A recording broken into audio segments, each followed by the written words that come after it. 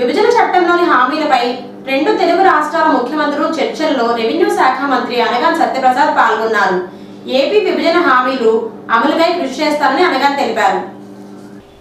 తెలుగు రాష్ట్రాల మధ్య ఉన్న విభజన సమస్యలు, ఇతర పెండింగ్ లో ఉన్న అంశాలను చర్చించేందుకు రాష్ట్ర ముఖ్యమంత్రి నారా చంద్రబాబు నాయుడుతో పాటు పలువురు మంత్రులు హైదరాబాద్ లోని ప్రజాభవన్ లో తెలంగాణ ముఖ్యమంత్రి రేవంత్ రెడ్డితో సమావేశం కానున్నారు.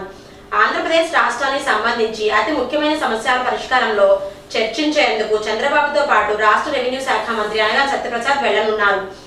ఆంధ్ర తెలంగాణ మధ్య జరుగుతున్న సమావేశంలో అతి ముఖ్యమైన అజెండాపై సహచర మంత్రులు బీసీ జనార్దన్ రెడ్డి, పయ్యావుల కేశవ్, కందుల దుర్గేష్, ఐఏఎస్ అధికారి ఎల్ ప్రేమచంద్రారెడ్డితో కలిసి చర్చించనున్నారు. ఆంధ్రప్రదేశ్ పునర్వ్యవస్థీకరణ చట్టం 2014 ప్రకారం ఆస్తులు మరియు అప్పుల న్యాయమైన, సహేతుకమైన మరియు సమానమైన విభజనకు సంబంధించిన పలు అంశాలు చర్చించనున్నారు.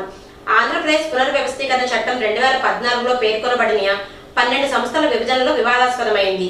ఇష్యూలో మొత్తం 1,42,00,000 కోట్ల స్థిరాస్తులు విలువ కలిగిన 245 సంస్థలు ఉన్నాయి. షీలా బిడే నేతృత్వంలోని నిపుణుల కమిటీ ఇచ్చిన సిఫారసులను తెలంగాణ ప్రభుత్వం ఎంపిక చేసి ఆమోదించిందని, మరికొన్నింటిని వదిలిపెట్టడం వల్ల ఆస్తులు, అప్పుల విభజనలో